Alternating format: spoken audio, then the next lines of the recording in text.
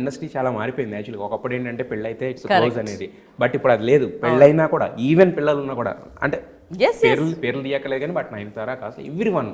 So అంటే ఇప్పుడు ఏంటంటే హీరోయిన్, ఇప్పుడు హీరో ఎలా అయితే పెళ్ళైన పిల్లలు ఉన్న ఎలా అయితే చేస్తూ ఉంటారో హీరోయిన్స్ కూడా అలాంటి. I'm happy because that should not change anything, right? An actor will not stop becoming an actor just because you get married. It's a very stupid thought process.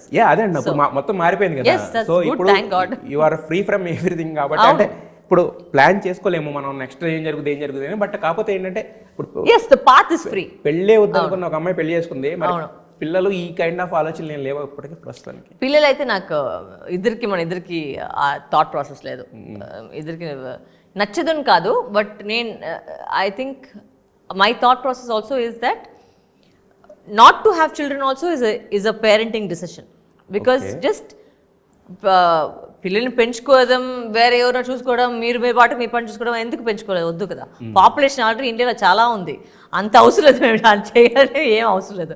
నేను మేబీ అడాప్ట్ చేసుకోవచ్చు, so much, but it's not required because I think both of us don't have that kind of time to give a child, and I don't want to have a child just for the sake of having a child. That is also a parenting decision that I don't want to have children. ఇప్పుడు మీరు ఇంత ముందు అడిగితే చెప్తారు మీ role model ఎవరంటే mother అంటారు. So అంటే ఆ కైండ్ ఆఫ్ స్పేస్ మీద ఆ కేర్ మీ మీద తీసుకున్నారు కాబట్టి మీరు, because if I'm not able to give that love to a child, I don't want to bring the child into the world. So that is my అయితే దేవుడు ఏం చేసినా కూడా అంటే అమ్మ ఏం చేస్తుందంటే మనం ఏదైనా మనకు బాగా నచ్చింది అనుకోండి, అది డబ్బాల్లో దాచి మనకి ఇష్టం వచ్చినప్పుడు బాగా అడిగినప్పుడు ఇప్పుడు దానికైతే లేదు, బట్ అలా పెడతారు. అలాగే మీకు ఈ సినిమా మదగజరాజ అప్పుడు రిలీజ్ అయితే ఏమైతే తెలిసేది కాదు. ఇప్పుడు కరెక్ట్ గా ఈ పొంగల్ లడ్డు లాగా వచ్చింది. ఈ పొంగల్కి సంక్రాంతికి ఈ సినిమా ఏం లేదు, వరువుకి ఇది ఇప్పుడు